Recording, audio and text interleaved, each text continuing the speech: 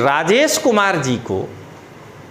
बिहार कांग्रेस प्रदेश का अध्यक्ष बनाकर राहुल गांधी ने, जहां एनडीए के घटक दल एलजेपीआर और हम पार्टी के लिए एक विकल्प देने का प्रयास किया है दलित वोटरों को, वहीं दूसरी ओर तेजस्वी यादव यदि पशुपति पारस जी के साथ गठबंधन करते हैं तो उनको भी एक चुनौती देने का काम कर रहे हैं राहुल गांधी जी। यदि तेजस्वी यादव पशुपति पारस जी के साथ गठबंधन करके कांग्रेस पर दबाव बनाने का प्रयास करता तो राहुल गांधी अपने पार्टी में दलित राजेश कुमार जी को अध्यक्ष बना करके एक अवरोधक का काम करने का प्रयास करना चाहते हैं कि देखो मेरे पास भी कुछ दलित वोट है, इसलिए हम तुम्हारे साथ बैठकर बार्गेनिंग करने की स्थिति में है।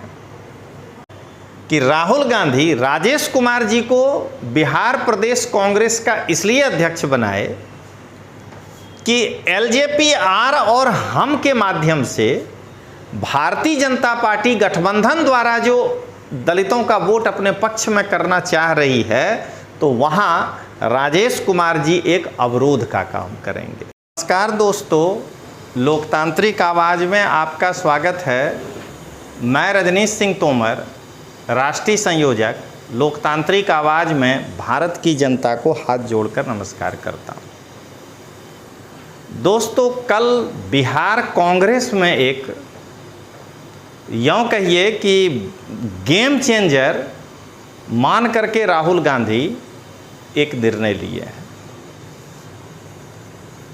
ये राजेश कुमार जी को बिहार कांग्रेस का अध्यक्ष बनाए। तो आज हमारा है बिहार कांग्रेस के नए अध्यक्ष राजेश कुमार, कांग्रेस की नैया होगी पार। एलजेपीआर और हम का विकल्प। तो पहले हम यहाँ राजेश कुमार जी का परिचय दे देंगे और फिर बताएंगे कि राहुल गांधी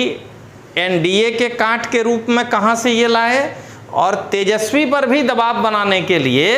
किस प्रकार से जो है राहुल गांधी राजेश कुमार जी को अध्यक्ष बनाए। तो सबसे पहले राजेश कुमार जी को अध्यक्ष बनाने के पीछे एक यह था कि एक अनुभवी आदमी हो, यानी लंबे समय से राजनीति में हो और उम्र हो, तो क्या होगा, वैसे भी लोग उनकी बात मानेंगे।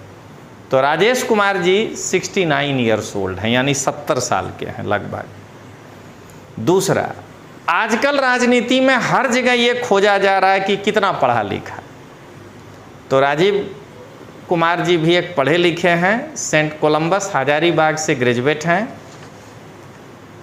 तो ये दो कारण तो ही हुआ, लेकिन इसके अलावा राजेश कुमार जी दलित वर्ग से आते हैं। तो अगर कांग्रेस दलित वर्ग के किसी व्यक्ति को अध्यक्ष बना देते हैं तो भारतीय जनता पार्टी रामविलास पासवान जी के एलजेपी यानी चिराग पासवान और हम यानी जीतन राम मांझी जी के मार्फत से जो दलित वोट खींचना चाह रही होगी, तो राहुल गांधी को ऐसा लगा कि इसके कारण हम थोड़ा सा सस्टेन कर जाएंगे, क्योंकि ये भी उसी वर्ग से हैं। लेकिन एक चेहरा भी होता है। तो जरा इनके बारे में जानिए कि ये औरंगाबाद लोकसभा सीट के कुटुंबा विधानसभा सीट से आते हैं। 2010 में ये अपने जीवन का पहला चुनाव लड़े। लल्लन राम जो जेडीयू के थे, उनको 42,559 मत आया और राजेश कुमार जी तीसरे स्थान पर रहे, उनको 8,000 के आसपास वोट आए। लेकिन 2005 में राजेश कुमार जी कमबैक किए और वे कांग्रेस के टिकट पर 51,303 मत लाए और संतोष कुमार सुमन, हम देख लीजिए उसी का काट है ये, उनको 41,205 वोट आया और ये 10,000 से जीत गए। 2020 के चुनाव में राजेश कुमार जी को फिर 50,822 वोट आया और श्रवण भुइयां जो हम पार्टी से थे 34,169 मत और 16,653 मतों से जीत गए। तो अब देखिए, तो राहुल गांधी जो मुझे लगता है कि राहुल गांधी राजेश कुमार जी को बिहार प्रदेश कांग्रेस का इसलिए अध्यक्ष बनाए कि एलजेपी-आर और हम के माध्यम से भारतीय जनता पार्टी गठबंधन द्वारा जो दलितों का वोट अपने पक्ष में करना चाह रही है, तो वहां राजेश कुमार जी एक अवरोध का काम करेंगे। दूसरा, राजेश कुमार जी को एक दलित को कांग्रेस अध्यक्ष बना करके वो जो जाति जनगणना वाला दबाव बनाना चाहती है राहुल गांधी जो चाह रहे हैं, वहां राहुल गांधी को थोड़ी सी आसानी होगी। बीजेपी में बिहार में सवर्णों को खुश करने के लिए जिस तरह से माना कि सवर्ण वर्ण को भी ठीक ठाक पोस्ट दिया जाता है, तो उसका काट राहुल गांधी कन्हैया कुमार के रूप में निकालने का प्रयास किए हैं। अब आगे राहुल गांधी एनडीए में, मतलब कि राहुल गांधी भारतीय जनता पार्टी के लिए एक अवरोधक के रूप में राजेश कुमार जी को लेकर आए हैं, क्योंकि जो सीट चिराग पासवान को मिलेगा गठबंधन में और जो सीट जीतन राम मांझी जी को मिलेगा गठबंधन में, चलिए उस सीट पर तो दलित वोटर डायरेक्ट मान लीजिए कि अपने पार्टी का समझकर वोट दे देंगे, लेकिन जो सीट नीतीश कुमार और बीजेपी को मिलेगा, वहां अगर इनको चुनाव प्रचार में भेजा जाएगा और एक मुखड़ा के रूप में या चेहरा के रूप में जो दलित वोटर को रखा, दलित नेता को रखा जाएगा, तो उससे कांग्रेस को लाभ होगा। जरा इसको समझिएगा। एनडीए के गठबंधन में चिराग पासवान और जीतन राम मांझी जी का जो सीट है, यानी उनके पार्टी को जो सीट मिलेगा, वहाँ तो ठीक है दलित वोटर उनके साथ होगा, लेकिन जहाँ नीतीश कुमार जी और बीजेपी के कैंडिडेट चुनाव लड़ेंगे, वहाँ पर राजेश कुमार जी के चेहरे को सामने रख करके राहुल गांधी एक अवरोधक के रूप में, एक बैरियर के रूप में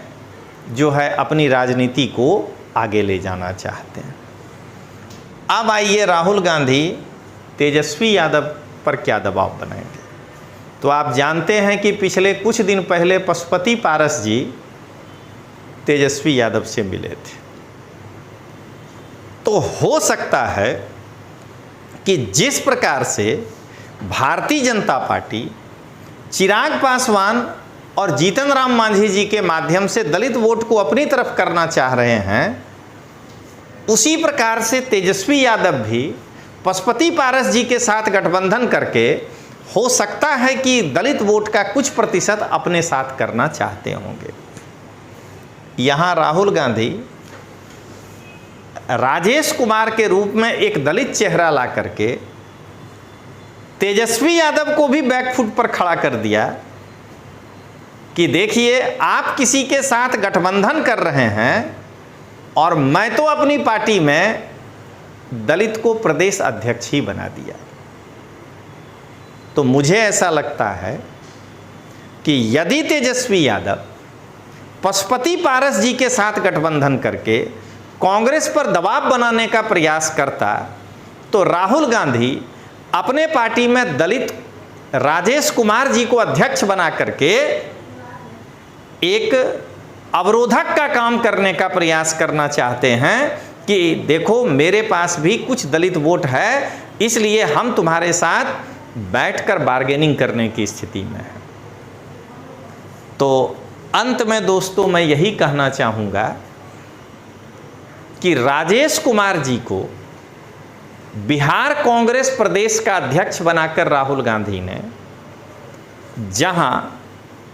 एनडीए के घटक दल एलजेपी-आर और हम पार्टी के लिए एक विकल्प देने का प्रयास किया है दलित वोटरों को, वहीं दूसरी ओर तेजस्वी यादव यदि पशुपति पारस जी के साथ गठबंधन करते हैं तो उनको भी एक चुनौती देने का काम कर रहे हैं राहुल गांधी जी।